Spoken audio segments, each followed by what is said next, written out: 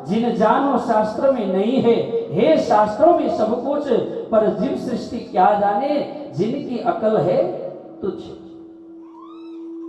सामान्य संसार को जीवले जीव सृष्टिहरूले शास्त्रको निन्दा गर्छन्, तर परमधामको ब्रह्म सृष्टिले कहिले शास्त्रको निन्दा गर्दैन। हेर्नुहोस्, नित खोजे चरणी चढे, नए नए करे विचार। साधक व्यक्तिले त खोज्छ, शास्त्रलाई खोज्छ। श्री प्राणनाथजीको सिद्धान्त नै यही हो, सर्वधर्मलाई समन्वय गर्नुभएको छ।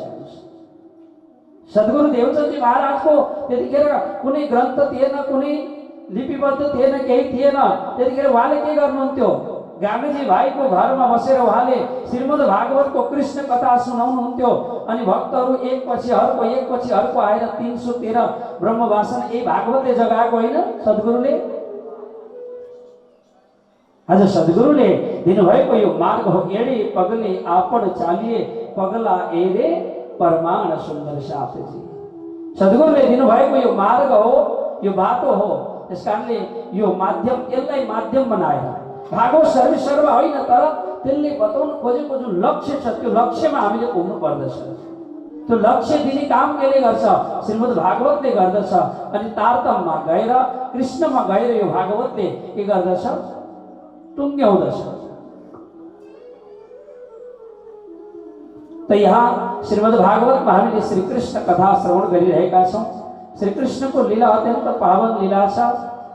सज्जनबिन, यस्तो लीला छ भगवान कृष्णको कि अत्यन्त पावन नटखट लीला छ। यस कारणले कृष्णको लीलालाई जान्नको लागि बहुत गहिराईमा पुग्नु पर्दछ। कृष्ण कृष्ण सब कोई कहे, पर भेद न जानत कोई। नाम एक है पर लीला त्रिविध सोई। एक भेद वैकुंठ का, दूजा है गोलोक, तीजा धाम अखंड का, यूं कहे पुराण विवेक। तो भगवान श्री कृष्ण को लीला 11 वर्ष 52 दिनसम्मको ती परमधाम का ब्रह्म सृष्टिहरूलाई यो संसारमा ब्रजमा आएर खेल देखाउनु भएको प्रसंग। 11 वर्ष और 52 दिन तापीछे पहुँचे वृन्दावन। तो हिजो हामीले बाल लीला, कृष्णको बाल लीलालाई श्रवण गर्यौं, जहाँ अक्षरातीत धामधनीको जोश र आवेशले आएर काम गरेको छ। कति मान्छेहरूको, कति व्यक्तिहरूको मनमा यो जिज्ञासा छ, त्यसो भए अक्षरातीत धामधनी श्री कृष्ण भित्र हुनुहुन्छ भने पुतना आदि सट्कासुर, अघासुर, बकासुर, धेनुकासुर, प्रलम्बासुर आदि आदि राक्षसको वध कसले गरेको भन्ने यो प्रश्न आउँछ मनमा। हेर्नुहोस्, यो जिज्ञासा आउँछ। कृष्ण कन्हैयालालको एक भागवतको बहुत विद्वान सन्तले मैले यो विषयमा मैले उहाँको कथा सुनेको थिएँ। उहाँले भन्नुहुन्थ्यो कि व्यक्तिको जन्म कर्मले हुन्छ, व्यक्ति कर्मले मर्छ। हिजोको प्रारब्ध के छ, त्यसैले जन्मिन्छ, त्यसैले मर्छ। त्यसैले यो जीवनमा सुख भयो, दुःख भयो भनेर मान्छे आज कति चिन्तित हुन्छन्, त्यो सबै हिजोको पूर्व जन्मको प्रारब्धको कुरो हो।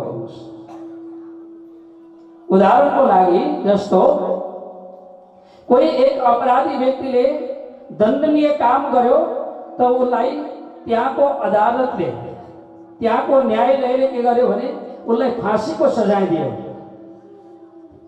फाँसीको सजाय सुनाउने वाला को, अलिअलि भन्नुहोस् है, फाँसीको सजाय सुनाउने वाला को, जज, न्यायाधीश। जेलमा लगेर थुन्ने वाला को,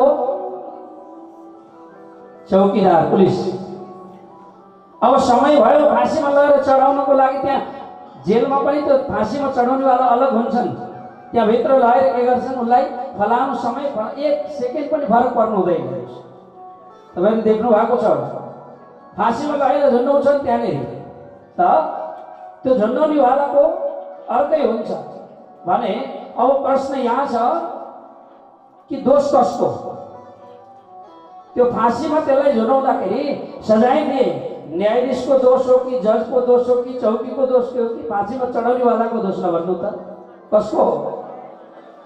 त कसैको पनि होइन, दोष हो उसैको। उसको आफ्नो कर्मले गर्दाखेरि उसले मृत्युदण्ड भोग गर्नु पर्यो। आज पुतना आदि राक्षसहरू, यी तृणावर्त आदि आदि सम्पूर्ण राक्षसहरूको वध गर्नुभयो। यी सबैको वध गर्नुको उद्देश्य, उद्धार गर्नुको उद्देश्य भनेको के त भन्दा उनीहरूको प्रारब्ध हो। हिजोको पूर्व जन्मको उनीहरूको प्रारब्ध कर्म आजले गर्दाखेरि यो शुभ अशुभ कर्म भोगिरहेको परेको छ। यस प्रकारले भगवान श्री कृष्णले अनेक अनेक बाल लीला गर्नुभएको थियो। हिजो हामीले इन्द्र भगवानको प्रसङ्ग सुनेका थियौँ।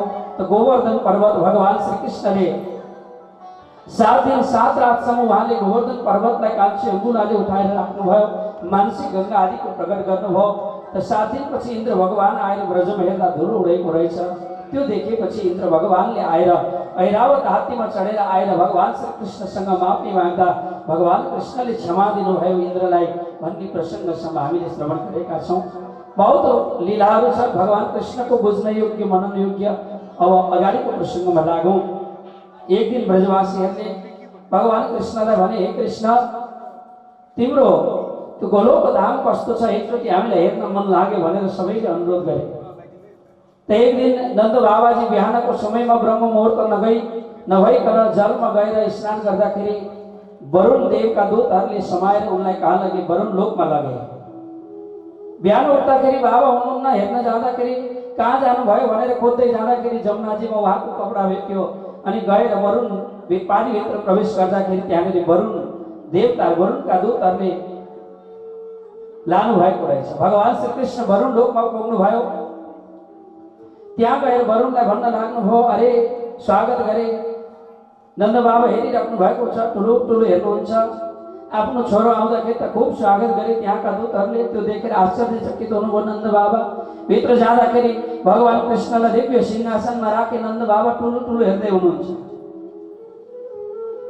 त वरुण देवले माफी मागे, हे प्रभु, हजुरको पिताजी हुनुहुन्थ्यो भन्ने हामीलाई थाहा थिएन, क्षमा दिनुहोस् भनेपछि भगवान कृष्णले आफ्नो पितालाई वरुण लोकबाट फर्काएर ल्याउनु भएको प्रसङ्ग यहाँ सुखदेव मुनिले राजा परीक्षितलाई गर्नुहुन्छ। त्यस्ता अनेक अनेक प्रसङ्गहरू छन् श्रीमद् भागवतमा। हामी विशेष 11 वर्ष 52 दिनसम्मको जति बाल लीला छ त्योभन्दा अगाडिको लीला हो रासलीला हो।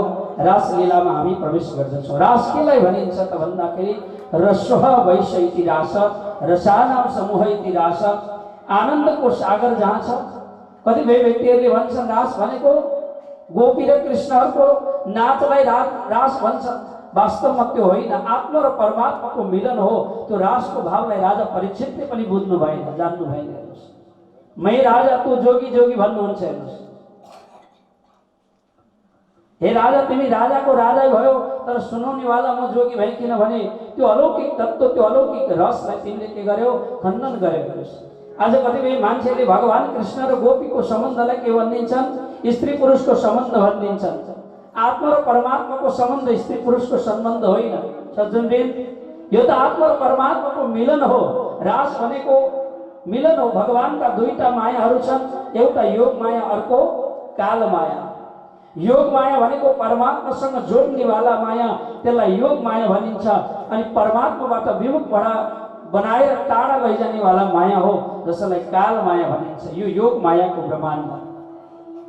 त एक दिन भगवान श्री कृष्णजी उहाँको जन्मदिन आइरहेको थियो। त गोपीहरूलाई, सारा गोपीहरूलाई भन्नुभयो, गोपी आज मेरो जन्मदिन, सबैजना मेरो घरमा आउनु, रासलीला गर्ने, आनन्द क्रीडा गर्ने भन्नु भगवानले बोलाउनु भयो। गोपीहरूले भन्न लागे, हे कृष्ण, अब त तिमी ठुला भइसक्यो। ध्यान दिनु है, कृष्ण कन्याला हालेको, हे कृष्ण, अब तिमी ठुला भइसक्यो, अब तिमीसँग हामी नाच्न सक्दैनौँ। हामी कुल वधु नारी हो, हामी प्रतिव्रता नारी हो, हाम्रो घरमा पति छन्, हाम्रो घरमा सासू ससुरा छन्, हामी आउन सक्दैनौँ भनेर भगवान कृष्णलाई गोपीहरूले जवाब दिए। त्यसो भए भगवान कृष्णले भन्नुभयो, गोपी, त्यसो भए आजबाट तिम्रो र हाम्रो सम्बन्ध छैन। कृष्णले भन्नुभयो, आजबाट बोलचाल बन्द। कृष्ण कन्याला हालेको, न गोपी बोल्छन् न कृष्ण बोल्नुहुन्छ। दुवैको यस्तो प्रकारको वियोग भयो। कहिले? कृष्ण जन्माष्टमीदेखि रास पूर्णिमासम्म यो 52 दिन हुन्छ। 52 दिनसम्म गोपी र कृष्णको वियोग लीला चल्दछ। न गोपी कृष्णलाई बोलाउँछन्, न कृष्ण गोपीहरूलाई बोलाउनुहुन्छ। दुवैको मनमा त्यो प्रेम छ, अगाध प्रेम छ। कृष्ण बिना एकछिन हजारौं वर्ष लाग्ने गोपीहरूलाई आज कृष्णसँग एक दिन होइन 52 दिनसम्म वियोग लीला भयो।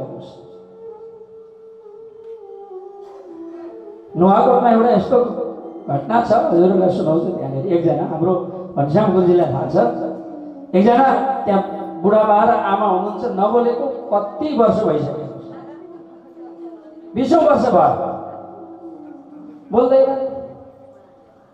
अनि काम व्यवहार कसरी चल्छ तपाईँको? श्रीमान श्रीमती नबोल्दा कसरी चल्छ? खाना पस्केर दिनु पर्यो, लुगा धोइदिनु पर्यो, घर सरसफाइ गर्नु पर्यो, के भन्ने गरिरहेको छ? कसरी चल्छ भन्दाखेरि अब खेतीपाती गर्दाखेरि खेताला बोलाउनु पर्यो, खाजा धेरै कुरो हुन्छ नि त। आफ्नो घरको पत्नीसँग नबोल्दाखेरि कसरी व्यवहार चल्छ? गाह्रो छ नि। कृष्ण कन्हैया लालको।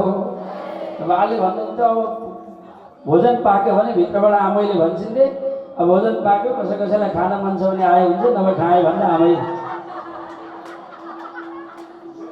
लुगा धुने बेला पनि मेरो त लुगा धुने बेला हो, कसैको छ भने दिए हुन्छ भनिदिन्छ। व्यवहार चल्दो रहेछ त्यसरी पनि। कृष्ण कन्हैया लालको। तो गोपी र कृष्णको आज त्यो प्रेम वियोगको लीला 52 दिनसम्म चल्यो हेर्नुहोस्। न गोपीले कृष्णलाई बोलाउनुहुन्छ, न कृष्णले गोपीलाई बोलाउनुहुन्छ। त गोपीहरूले विचार गरे, मनमनै शरद पूर्णिमा आउँदैछ। यो शरद पूर्णिमाको दिनमा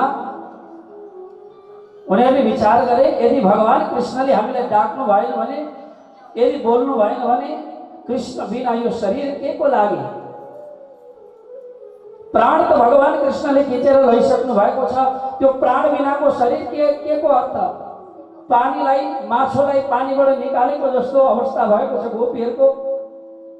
विचार गरे, आज कृष्णले हामीलाई बोलाउनु भएन भने यो शरीर प्राणलाई त्याग्ने, आत्महत्या गर्ने भनेर गोपीहरूले विचार गरे। त भगवान कृष्ण वृन्दावनको बीचमा शरद पूर्णिमाको त्यो सुरम्य वातावरणमा के गर्नुहुन्छ? गएर गाई चराउन जानुभएको। अनि कल्याणजीलाई भन्नुहुन्छ, हे कल्याण भैया, म बलरामजीसँग आउँछु, तपाईँ जानु भन्नुहुन्छ, कल्याण जानुभयो, बलरामलाई कल्याणजीसँग आउँछु भन्नुहुन्छ। सबै गोप ग्वालाहरू, दाजु बलराम, कल्याणजी सबै घर फर्केर जानुभयो। भगवान कृष्ण कहाँ हुनुहुन्छ? वृन्दावनको बीचमा हुनुहुन्छ। कृष्ण कन्हैया लालको। निसम्य साँझको बेलामा भगवान श्री कृष्णले साँझको बेलामा के गर्नुभयो? त्यो प्यारो कम्मरमा बाँधेको बन्सीलाई लिएर हातमा उठाएर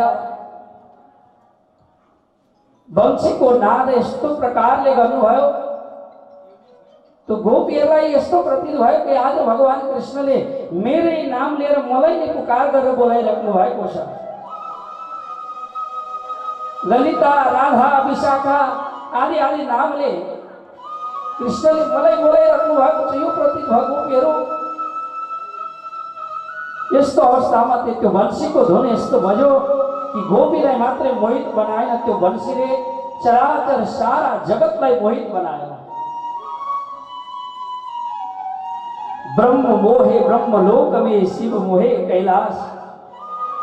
ब्रह्म चतुर्भुजी ब्रह्म पनि भगवान कृष्णको वंशीमा मोहित हुनुभयो। आज कहाँबाट वंशी बज्दैछ यस्तो मिठो?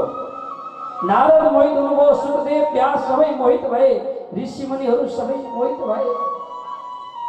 यति आनन्द आयो कि ब्रजका गोपीहरू यस्तो अवस्थामा पुगे कि आज कृष्णले हामीलाई बोलाउँदै हुनुहुन्छ, आज घर छोडेर जाने भनेर गोपीहरू दौडिन थाले। सुखदेवजीले भागवतमा भन्नुहुन्छ, राजा परीक्षित, त्यो भगवान कृष्णको वंशीले यस्तो भयो। घाँस खाँदै गरेका ती गाईहरूले घाँस छोडे, दुध पिउँदै गरेका बाछाहरूले दुध छोडे, माताहरू आफ्नो गोदमा राखेर छोरा सन्तानलाई स्तनपान गराउँदै थिए, दुधपान गराउँदै थिए। गराउँदै त्यो छोरो हातबाट छुट्यो, गोपीहरू दौडे। कसरी दौडे? रासमा पनि श्री प्राणनाथजी महाराजले वर्णन गर्नुभएको छ। ती गोपीहरू कसरी दौडे? कोई सखी रे होती दूध दोहती, दूध घोड़ी और हाथ में। कोई सखीहरू दूध दुँदै थिए, ढुङ्ग्रोमा दूध दुँदै थिए। दुँदा दुँदै कृष्णको वंशीको आवाज सुन्यो, ढुङ्ग्रो लड्यो, दूध पोख्यो, गोपीहरू दौडे। कोही सखीहरू थाली किर्सेछे हात भन्नुहुन्छ प्राणनाथजी। भोजन पस्किँदै थिए, आफ्नो पतिहरूलाई पस्किँदै वंशीको आवाज सुने। आज कृष्णले बोलाउनु भएको छ। दौडिन थाले ती गोपीहरू। दौडिँदाखेरि एक पग भाँडोमा आए भन्नुहुन्छ प्राणनाथजी महाराज। एउटा पग गएर भाँडोभित्र अर्को त्यो भाँडै बोकेर दौडी गोपीहरू। एक सखी के गर्दै दिन आफ्नो पति थाकेर आएकी थिए। आउँदा आउँदै 9औं दिन पानी लोटाले हाल्दै त्यो लोटा टाउकोमा खस्यो पतिको, भागिन दौडिन गोपी। कोही सखीहरू श्रृंगार गरिरहेका थिए।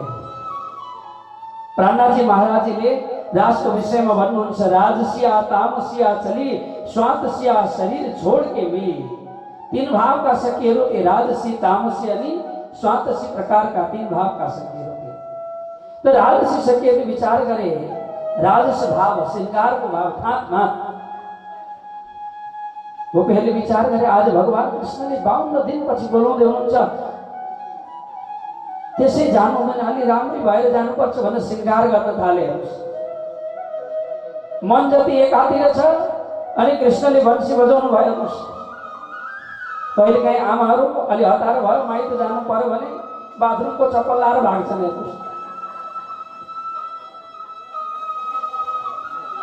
आउँदैन, उल्टो लुगा लाएर भागे हुन्छ। म सामरी एक दिन बस चढेको, एउटी आमा उल्टो लुगा लाएर आधी बाटो पुगिन्छन्।